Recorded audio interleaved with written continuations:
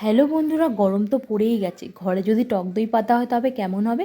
আমি কিভাবে টক দই পাতি তোমাদের সাথে আমি শেয়ার করলাম। প্রথমে আমি 1.5 লিটার দুধ নিয়েছি, সেটাকে ফুটিয়ে আমি 1 লিটার করে নিয়েছি। তার মধ্যে আমি একটা বড় সাইজের গুঁড়ো দুধের পাতা অ্যাড করলাম। সেটাকে ভালো করে মিশিয়ে নিতে হবে, ভালো করে ফোটাতে হবে। গুঁড়ো দুধটা দেওয়ার পরে ভালো করে ফুটিয়ে নিতে হবে। তারপরের কাজ হলো দুধটাকে ঠান্ডা করতে দিতে হবে। ঠান্ডা করতে দেওয়া হয়েছে, কী করে বুঝবে দুধটা ঠান্ডা হয়ে গেছে? একটু হাত দিয়ে দেখবে দুধটা উষ্ণ গরম নাকি। তবেই কিন্তু এর মধ্যে তোমরা টক দইটা মেশাবে, যেই দইটা তোমরা পাতবে। টক দইটা মেশানোর পরে ভালো করে নাড়াচাড়া করতে হবে। সবথেকে ইম্পর্ট্যান্ট কাজ হলো এইটা। এই দইটা দেওয়ার পরে তোমাদের কিন্তু অনেকক্ষণ ধরে ফাটাতে হবে দুধটাকে। ভালো করে ফাটানোর পরে দেখতে পাবে তোমরা বাবলস মতো এসছে, সেই অবধি তোমাদের কিন্তু দুধটাকে ভালো করে ফাটাতে হবে।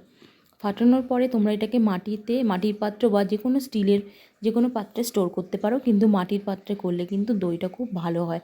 আর এই দইটা বানানোর পরে তোমরা কিন্তু আর দোকানের দই কেউ খেতে চাইবে না, তখন বলবে ঘরের দইটাই করা উচিত।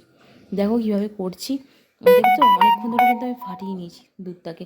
ফাটিয়ে পুরো এরকম ঘন মতো হয়েছে আর ক্রিমি ক্রিমি মতো হয়েছে। তারপরে কিন্তু আমি দুধটাকে এই মাটির পাত্রে স্টোর করলাম। একদিনের জন্য স্টোর করব।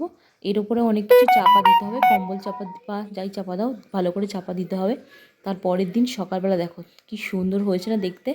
মনে হচ্ছে তখন আর দোকানের দই খাই, ঘরে কিন্তু এইভাবে দই পেতে খেলে কিন্তু ভালোই লাগে।